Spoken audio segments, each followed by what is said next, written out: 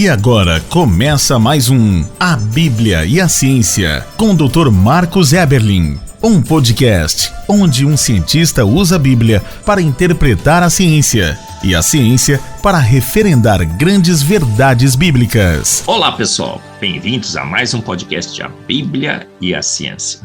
Este podcast que ousa anunciar que a Bíblia que tem autoridade sobre a ciência, e não o contrário.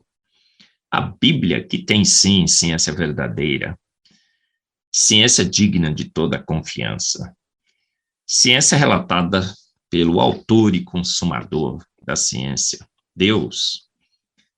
Uma ciência que é relatada em relação às nossas origens pela única testemunha ocular das nossas origens, Deus. Olha só. Ciência de primeiríssima qualidade encontramos na palavra de Deus. E nesse podcast, o 108, estamos numa série. A série é A Natureza Ecoa Deus. E no 108, nesse podcast 108, falaremos sobre o motor de propulsão de bactérias. Sabia que bactérias, aquelas meras bactérias, como nos dizem por aí, tem um motor de propulsão para que se movimentem, e esse motor é o mais espetacular conhecido pelo homem, versículos, que se encontra em Jó 12, de 7 a 9. O que é que nós encontramos lá? Jó 12, de 7 a 9, lemos assim: pergunte, porém, aos animais, e eles o ensinarão, ou às aves do céu, e elas lhe contarão. Fale com a terra, e ela o instruirá. Deixe que os peixes do mar o informem. Quem de todos eles ignora que a mão do Senhor fez tudo isso? Uma grande recomendação da palavra de Deus. Você quer ter conhecimento? Você quer saber como todas as coisas foram formadas, criadas, de onde você veio, para onde você vai, onde você está? Quer de fato conhecer as verdades sobre suas origens, a criação do universo, a criação da terra, a criação da vida? Você deve perguntar, então, à ciência de homens, muitas vezes homens subjetivos, naturalistas, ateus. Maldito o homem que confia no homem, a Bíblia diz. Então, a Bíblia recomenda que você consulte a natureza. Por quê? Porque a natureza ecoa Deus. A natureza não mente, as rochas falam, os pássaros, os peixes do mar. E nesse podcast, usarei um texto básico do meu livro Fomos Planejados, sobre o motor mais espetacular conhecido pelo homem.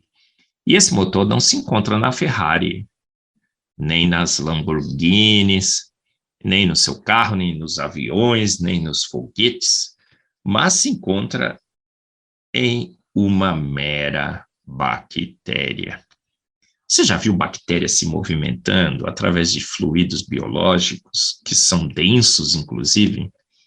E nessa movimentação, elas têm uma cauda. E nessa cauda, um motor fantástico movimenta essa cauda como um meio de locomoção através desse líquido biológico. É como um submarino. As bactérias funcionam praticamente como um submarino, com um motor de propulsão sensacional. Mas você sabe que construir um submarino é coisa de profissional e dos bons. É tarefa por demais elaborada, que requer muito conhecimento e a cooperação de várias mentes inteligentes. Imagine, então, construir um nano-submarino supersônico, com um supermotor turbinado e com suprimento contínuo de energia. Uma engenhoca microscópica que nade por um líquido denso. Será que seria fácil? Imagine agora que esse nano-submarino ínfimo precisasse de um nanomotor que girasse freneticamente a até 100.000 rotações por minuto, RPM, e que conseguisse, mesmo sendo uma nanoturbina supersônica, alternar o sentido de sua rotação quase que instantaneamente, em mísero 1/4 de volta, em uma fração de segundo. Imagine também que esse nanomotor se autoconstruísse, se constrói sozinho, em segundos. E também que ele pudesse se autoconsertar, mesmo funcionando. Está funcionando, o carro está funcionando, ele está se consertando, o carro consertando a si mesmo. Pode uma coisa dessa? Girando a milhares de RPMs. Você conseguiria fazer uma engenhoca dessa? Pois é, essa tarefa parece mesmo impossível. Será que os engenheiros italianos da Ferrari, os japoneses da Honda, os alemães da Mercedes-Benz seriam capazes de construir um motor assim? Eu estou certo de que não, você também, né? Mas muitas bactérias, aqueles seres que para Darwin seriam rudimentares, exibem uma maravilhosa nanoturbina como essa, um motor do flagelo bacteriano. E esse motor tem todas as características que descrevi, e muitas mais. Um motor sensacional. Visto de longe, esse motor já é um assombro, mas mais de perto, no nível molecular, com a química, com a bioquímica, com os microscópios, o motor do flagelo bacteriano se mostra como uma das maiores maravilhas high-tech deste universo. Ele é nano em tamanho, sim, mas mega em inteligência e sofisticação, porque o Senhor, com sabedoria e inteligência, fez todas as coisas. Uma maravilha de nanoengenharia como nada igual pode ser visto nesse planeta, superando até mesmo os motores turbinados da Ferrari. Esse motor é constituído de dezenas de complexos proteicos. E o pior, foram olhar o motor do flagelo bacteriano, todas as partes desse motor que movimenta essa bactéria, a cauda dessa bactéria, todas as partes encontram um análogo nos motores feitos pelo homem. Olha que coincidência cósmica. Sim, copiamos o motor do flagelo bacteriano sem querer quando planejamos e fizemos os nossos motores. Até o câmbio automático. Esses motores de bactérias têm câmbio, um câmbio automático, ponto morto, engata a marcha, e ele começa a acelerar até 100.000 RPMs. Todas as partes encontradas no motor feito pelo homem, encontramos também nesse motor do flagelo bacteriano. Eu brinco, é plágio, plagiamos Deus. É assim que a ciência tem avançado.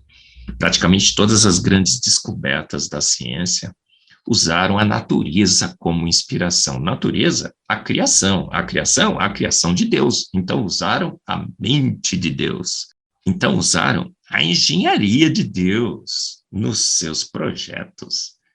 Olha, para a cauda ser formada também, são caudas com tranças. Então há um modelo, há um guia que dirige o trançar da cauda do motor do flagelo bacteriano.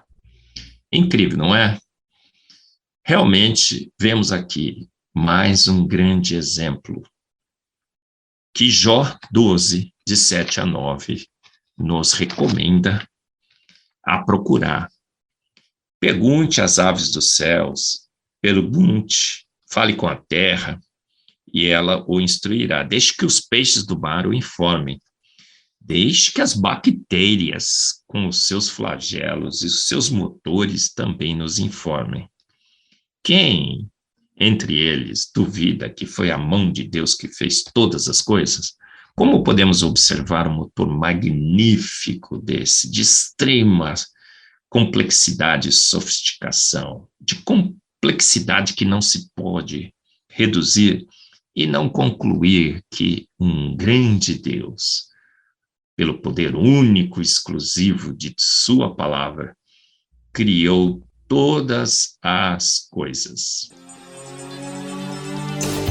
Você ouviu mais um A Bíblia e a Ciência, com o Dr. Marcos Eberlin, um podcast onde a Bíblia e a ciência bem interpretados concordam plenamente. Conheça mais acessando agora o Instagram do Dr. Marcos Eberlin, instagram.com/Marcos Eberlin, e a Coval Press, www.covalpress.com. Se você deseja ouvir os demais episódios, acesse agora nossa plataforma www.rede316.com.br e conheça mais.